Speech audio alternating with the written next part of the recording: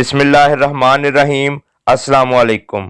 सुबह नाश्ता लाने वालों की ज़ुबानी मुझे सेठ का पैगाम मिला कि मुकाबला रात को 10 बजे शुरू होना है। रात को देर तक जागने की वजह से दिन मैंने सोने में गुजारा। इस दौरान शीतल बिल्कुल मशरकी बीवी के अंदाज में मेरी टांगें दबाती रही। मेरे कई दफ़ा मना करने के बावजूद जब वो बाज ना आई तो मैंने इसे इसके हाल पर छोड़ दिया। हिंदू नारी कितनी ही तालीम याफ्ता क्यों ना हो, अपने पति को देवता की तरह मानती है, बिल्कुल मुसलमान औरतों की तरह कि जैसे उनका खामन उनका मजाजी खुदा होता है। सोने जागने की कैफियत में मेरा जहन मुख्तलिफ ख्यालात की अमाजगाह बना रहा। लड़ाई का रिंग मेरे लिए कोई नई चीज़ नहीं था। ट्रेनिंग सेंटर में ट्रेनिंग के बाद मैंने और मेरे दोस्त अमजद ने बॉक्सिंग में काफ़ी वक्त गुजारा था और उसके बाद कमांडो सर्विस में मुख्तलिफ मुकाबलों के दौरान मेरा इस रिंग से वास्ता रहा था। अलबत्ता इतना फ़र्क बहरहाल इस लड़ाई में ज़रूर था कि वो हार जीत की जंग होती थी और ये ज़िंदगी और मौत का मार्का था। लेकिन खुशकिस्मती या बदकिस्मती से मेरे अंदर गंडापुर खून दौड़ रहा था और गंडापुरों के लिए ज़िंदगी और मौत की जंग भी रोज़मर्रा के कामों की तरह एक आम काम है। मेरी जहनी रो बहते बहते मुझे सेंटर में होने वाले बॉक्सिंग के फाइनल मुकाबलों की तरफ ले गई। शाबाश जानू, अमजद की जोशीली आवाज़ बरसों बाद में मेरे जहन से महव नहीं हुई थी। ये आखिरी राउंड है। पहले वाले दोनों राउंड्स पॉइंटों के लिहाज से तू हारा हुआ है। उसके चेहरे को निशाना बनाओ। पेट में मुक्का वो नहीं खा रहा है। तू खब्बा है और उसको पता है कि खब्बे बॉक्सर को पेट का टारगेट देना और नॉकआउट होना एक बराबर है। उसकी थोड़ी पर राइट काउंटर मारो। आंखें खुली रखो। तेरे पास पूरे 3 मिनट हैं और ये फाइट को अंजाम तक पहुंचाने के लिए काफ़ी हैं। राउंड शुरू होने की घंटी बजते ही अमजद मेरा बोसा लेकर रिंग से निकल गया। मुखालफ मेरी तरह ही कद्दावर था।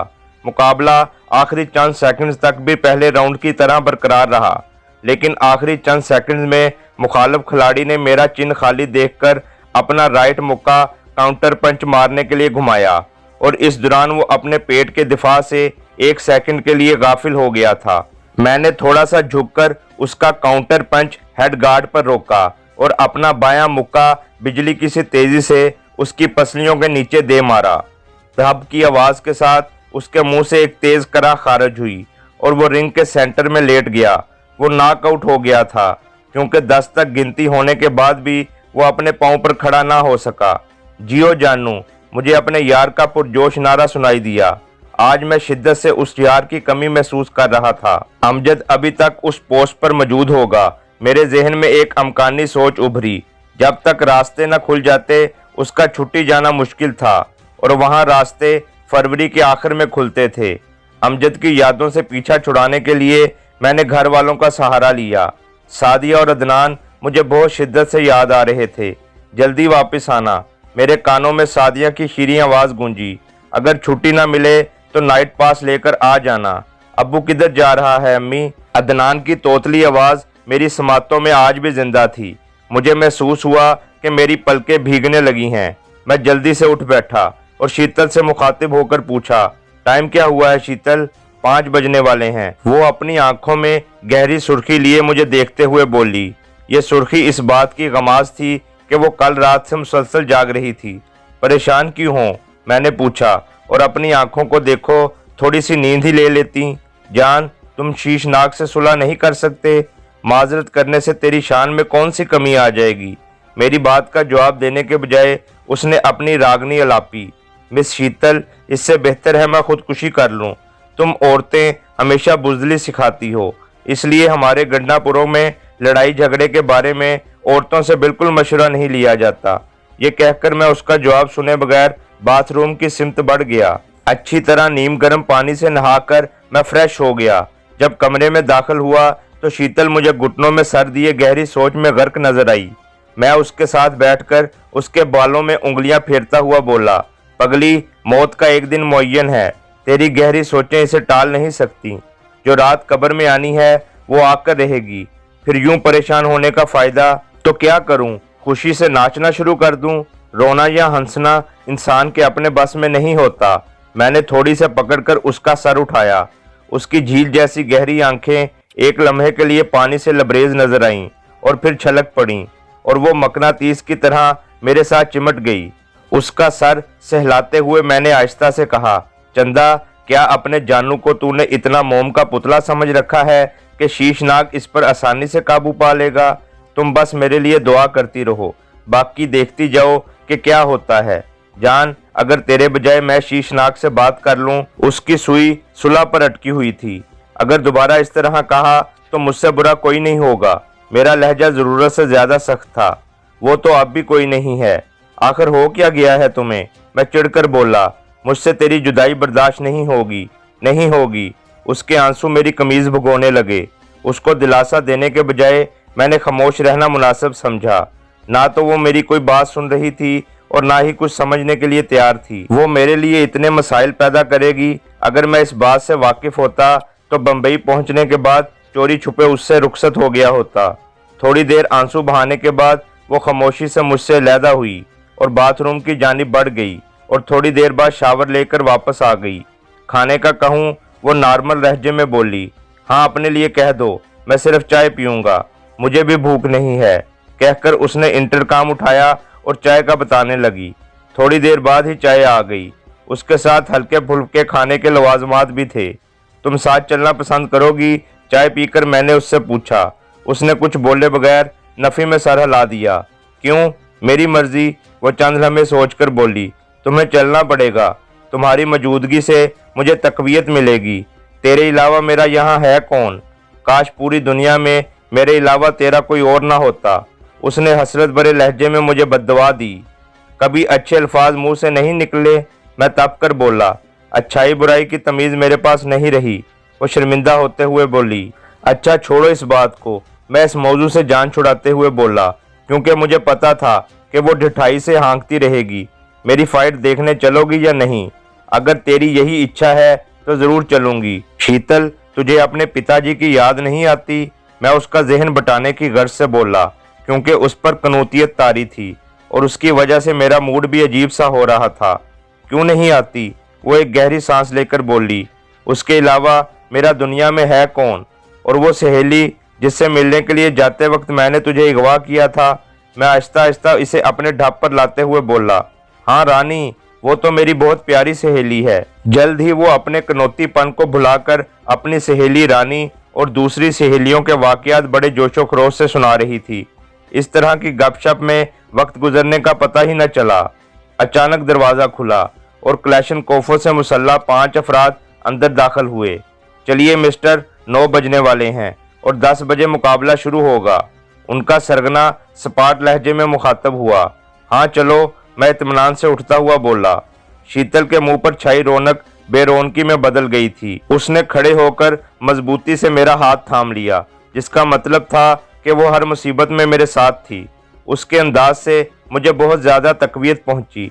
हम इनकी निगरानी में चलते हुए गैराज में पहुंचे। वहां एक वैगन नुमा गाड़ी खड़ी थी। वो हमें लेकर इस गाड़ी के पिछले हिस्से में घुसकर बैठ गए। दरवाजे का ऑटोमेटिक ताला खुद ब खुद लॉक हो गया था। हमारे बैठते ही गाड़ी हरकत में आ गई। गाड़ी का पिछला हिस्सा चारों तरफ से मुकम्मल बंद था और वहां से बाहर का नज़ारा करना नामुमकिन था। आधे घंटे का रास्ता बिल्कुल खामोशी से तय हुआ। शीतल मेरे दाएं हाथ को अपने दोनों हाथों से थामकर आहिस्ता आहिस्ता सहलाती रही, जैसे मेरी ढारस बंधा रही हो। हालांकि उसका अपना रंग जर्द हो रहा था। गाड़ी जैसे ही रुकी, बाहर से दरवाज़ा खोला गया। हम बाहर निकले तो एक बड़ा सा गैराज नजर आया, जिसमें चंद कीमती कारें भी खड़ी थीं। बाहर निकलते ही मेरी नज़र सबसे पहले जग्गू दादा पर पड़ी। उसके साथ उससे मिलती जुलती एक दूसरी शख्सियत भी मौजूद थी। वो भी लाजमन कोई दादा वगैरह था। जग्गू दादा मुझसे शनासाई जाहिर किए बगैर पुरतपाक अंदाज में मिला। उसके साथ खड़े दूसरे फर्द के अंदाज में भी मुझे गर्मजोशी नजर आई। अब आप लोग फारग हो। जग्गू दादा मेरा हाथ थाम कर गराज के अंदरूनी दरवाजे की तरफ बढ़ते हुए मुझे लाने वाले मुसल्लह अफराद के लीडर से बोला और वो सर हिलाता हुआ पीछे हट गया। दरवाज़ा खुलते ही मुझे दरवाजे के साथ सीढ़ियाँ नीचे उतरती हुई नजर आईं। वो इतनी चौड़ी सीढ़ियाँ थीं कि मैं और जग्गू दादा आसानी से शाना बशाना चलते हुए नीचे उतरने लगे। हमारे पीछे शीतल और जग्गू दादा के साथ मौजूद दूसरा फर्द खामोशी से चला आ रहा था। सीढ़ियाँ खत्म होते ही एक चौड़ी राहदारी आ गई, जिसके दोनों जानिब कमरे बने हुए नजर आ रहे थे। जग्गू दादा मुझे लेकर इन्हीं में से एक कमरे में दाखिल हो गया। वो एक दरमियाना सा कमरा था जो ड्रेसिंग रूम के साथ साथ दफ्तर के काम भी आता था। बैठें। जग्गू दादा कमरे में मौजूद सोफा सेट की तरफ इशारा करके बोला और हम दोनों खामोशी से बैठ गए। उमर जान साहब, जग्गू दादा ने तमहीद बांधी, मेरा नाम जुगन्नाथ है और ये मेरा बिजनेस पार्टनर सेठ प्रेमचंद है। आपकी दिलचस्प शख्सियत से हम काफ़ी हद तक वाकिफ़ हैं क्योंकि अखबारात में आपके मुतल्लिक काफ़ी कुछ छप चुका है। तो सबसे पहले मैं आपको अपने दफ्तर में खुशामदीद कहते हुए कुछ ठंडे या गर्म का पूछूंगा। नहीं शुक्रिया, हम खा पी कर आ रहे हैं।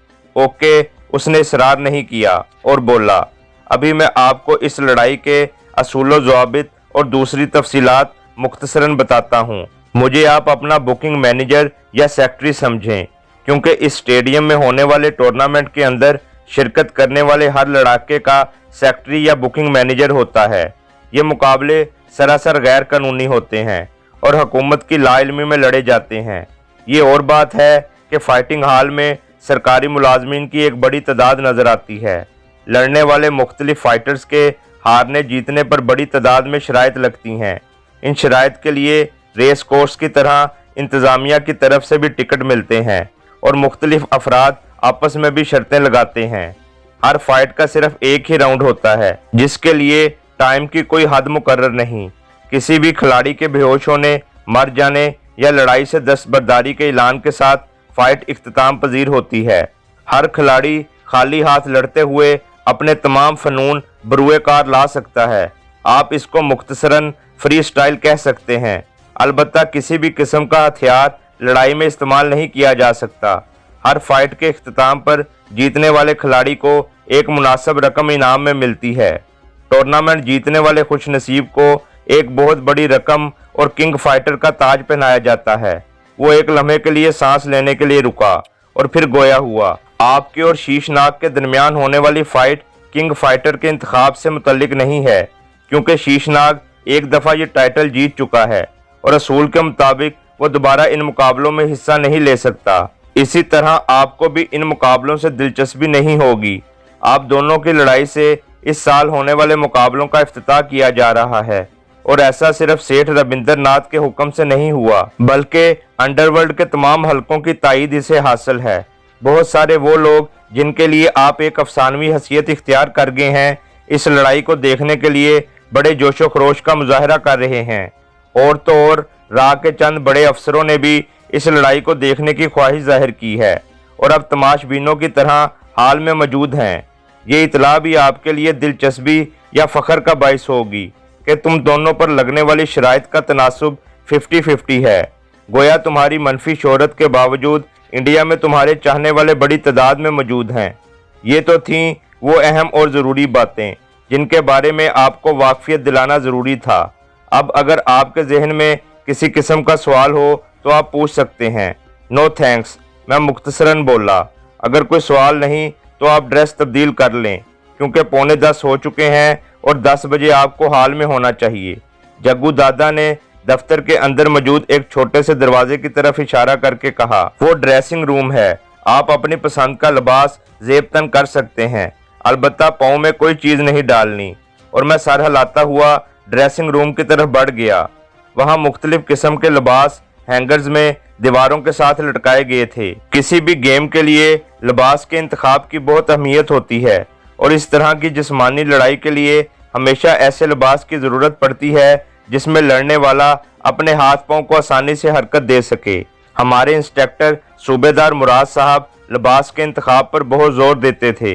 मैंने अपने लिए एक काले रंग का हल्का फुल्का चुस्त पजामा और इसी रंग की बगैर बाजुओं वाली बुनियान का इंतखाब किया। मैं बामुश्किल ही पजामा पहन सका था कि शीतल दरवाज़ा खोलकर अंदर दाखिल हुई। उसने दरवाज़ा खटखटाने की ज़रूरत महसूस नहीं की थी। बंदे को ऐसी जगह पर जाते हुए दस्तक लाजमन देनी चाहिए। हाँ, लेकिन उस वक्त जब अंदर कोई गैर हो। वो बेपरवाही से बोली, अच्छा अब तशरीफ आवरी का मकसद भी बता दो। मैं बुनियान पहनता हुआ बोला। मुझे पता था कि उससे बहस करना दीवार से सर टकराने के मुतरादिफ है। जान, वो मेरे बाजू को पकड़ते हुए पुरजोश अंदाज में बोली, वो जुगन्नाथ बता रहा है कि जब कोई भी फरीक जब लड़ाई से दस्तबरदारी का ऐलान करे तो इंतजामिया मुकाबले को फौरन ख़त्म कर देती है। तुम भी थोड़ी देर लड़कर दस्तबरदार हो जाना। ठीक है, मैं यूं ही करूँगा। मैं उससे फौरन मुत्तफिक हो गया, क्योंकि मुझे पता था कि उसको समझाने की कोशिश बेसूद थी। और अब चलो, टाइम कम है, ये कहकर मैं इसे साथ लिए ड्रेसिंग रूम से निकल आया। हमारे कमरे में दाखिल होते ही वो दोनों उठ खड़े हुए। उमर जान साहब चलें? जग्गू दादा मेरी बॉडी को तारीफी नज़रों से देखता हुआ बोला। बिल्कुल, मैं तैयार हूँ, मैं इत्मीनान से बोला। सेठ साहब, आप बेबी को दूसरे रास्ते से ले जाकर उसकी सीट पर बिठा दें। मैं उमर जान साहब के साथ जा रहा हूँ। मेरी बात याद रखना जान, शीतल उसके साथ जाते हुए इल्तिजाइया लहजे में बोली, और मैंने सर हिलाने पर इक्तफा किया। उस पगली को इतनी बात समझ में नहीं आ रही थी कि मुकाबले से दस्तबरदारी का ऐलान करने का मतलब था अपनी मौत के परवाने पर दस्तखत कर देना। उनके बाहर निकलते ही जग्गू दादा 1 सेकंड में आया कहकर ड्रेसिंग रूम की तरफ बढ़ गया, और फिर वहां से एक रेशमी गाउन जो कि गहरे नीले कलर का था लाकर मुझे उड़वा दिया और बोला, अब चलो। मैं दिल ही दिल में अपने रब को याद करता उसके पीछे चल पड़ा। कमरे से निकलकर हम राहदारी में पहुंचे। थोड़ा सा आगे जाकर राहदारी बाएं जानिब को मुड़ गई। सामने ही लकड़ी का एक मजबूत मुनक्किश दरवाज़ा लगा हुआ नजर आया, जिसके बाहर 2 बावर्दी दरबान खड़े हुए थे। हमें देखते ही उन्होंने दरवाज़ा खोल दिया। मुझे सीढ़ियां ऊपर जाती नजर आईं। सीढ़ियों के इख्तिताम पर एक और दरवाज़ा था, जिसको खोलते ही मेरी समातों में तेज शोर की आवाज़ गूंजी, और एक बहुत बड़ा वसी हाल जिसके दरमियान में एक बॉक्सिंग के रिंग की तरह का स्टेज बना हुआ था, मेरी नज़रों के सामने आ गया। हाल के अंदर बहुत ज़्यादा तेज़ रोशनी का बंदोबस्त किया गया था। मेरे अंदर दाखिल होते ही किसी मंचले की आवाज़ गूंजी। वो आया कमांडो। इसके साथ ही पूरा हाल सीटियों और मुख्तलिफ किस्म के नारों से गूंज उठा। तमाम लोगों की निगाहें यूं भी दाखिली दरवाजे की सिमत गड़ी हुई थीं, इसलिए मैं अंदर दाखिल होते ही उन्हें नजर आ गया था। मैं लोगों के नारों और सीटियों की परवाह किए बगैर इत्मीनान से चलता हुआ रिंग तक पहुंचा। वो आम बॉक्सिंग रिंग के मुकाबले में चौड़ाई और लंबाई में वसी था। मुझे हाल के दाएं कोने से खूनी खूनी की आवाज़ें सुनाई देने लगीं। इसके बरक्स बाएं तरफ से कमांडो की जय हो के नारे सुनाई दे रहे थे। मैंने तमाम आवाज़ों को नज़रअंदाज करके हाल में एक निगाह दौड़ाई। जल्द ही मुझे रिंग के नज़दीक पड़ी हुई खुसूसी सीटों पर शीतल बैठी नजर आ गई। वो ज़ेरे लब कुछ पढ़ रही थी, और वो बेशक शुबा मेरी सलामती की दुआएं थीं। शीशनाग पर मुझे इस लिहाज से फोकियत हासिल हो गई थी कि एक पुरखलूस हस्ती की दुआएं मुझे मुयस्सर थीं। इसके बरक्स शीशनाग के लिए सिर्फ इस पर पैसे लगाने वाले ही जीतने की दुआ मांग सकते थे, और खुशकिस्मती से हम दोनों के ऊपर शर्त लगाने वालों की तादाद तकरीबन बराबर थी। यूं भी शर्त लगाने वालों की दुआएं सिर्फ अपनी रकम की सलामती के लिए होती हैं। सेठ रविंदर और उसकी बेटी भी मुझे शीतल से करीब बैठे नजर आए। हाल के अंदर लगे हुए एक जहाजी साइज घड़ियाल पर मुझे 9:58 का टाइम चमकता नजर आया। इसी वक्त दाखिली दरवाजे से शीशनाग सुर्ख रंग के पजामे और इसी रंग की बुनियान में नमूदार होता दिखाई दिया। शीशनाग शीशनाग के नारे बुलंद हुए, और वो फखरी अंदाज में हाथ हिलाते रिंग के अंदर आ मौजूद हुआ। उसके बदन में मुझे बरकी लहरें दौड़ती हुई महसूस हो रही थीं, और उसकी आंखों में मेरे लिए नफरत, तमस्खर और गैज़ो गज़ब के शोले नजर आ रहे थे। मैंने अपने तासुरात नॉर्मल रखे थे। उस वक्त मुझे महसूस हुआ कि मेरे इंस्ट्रक्टर सूबेदार मुराद साहब रिंग में मेरे साथ आ गए थे। उनकी आवाज़ मेरे कानों में गूंजी। माहौल का असर कभी भी कबूल न करना, हालात कैसे भी क्यों ना हों। एतमाद एक ऐसी ताकत है जिसकी मदद से तुम हालात से टक्कर लेने के काबिल हो सकोगे। याद रखना, लड़ाई की ट्रेनिंग हासिल करना और दावपेच सीखना आसान है, यहाँ तक कि लड़कियाँ भी इसमें महारत हासिल कर लेती हैं, लेकिन ज़िंदगी के अमली मैदान में उनको बरूए कार लाना किसी किसी का काम होता है। बहुत सारे अच्छे फाइटर्स आम लड़ाकों से मार खा जाते हैं, और इसकी वजह सिर्फ और सिर्फ इतनी होती है कि वो लड़ाई शुरू होने से पहले नफसियाती तौर पर हारे हुए होते हैं। मेरी बात का ये मतलब भी नहीं कि अपने मुकाबल को कमज़ोर समझो, बल्कि इसे अच्छा समझते हुए शिकस्त से दोचार करो। अपना सिमटना बरकरार रखो, फजूल उछल कूद और दिखावे से परहेज करो। अपने मजाज को ठंडा रखो और फरीक को गुस्सा दिलाने की कोशिश करो। वो गैज़ो गज़ब में मुब्तला होकर ही وہ بنیادی غلطی یا غلطیاں کرے گا جو تمہیں جیتنے کے لیے مواقع فراہم کریں گی۔ 10 بجتے ہی ہال کے اندر کمپیر کی آواز گونجی اور سارے ہال میں یک لخت خاموشی چھا گئی۔ جاری ہے۔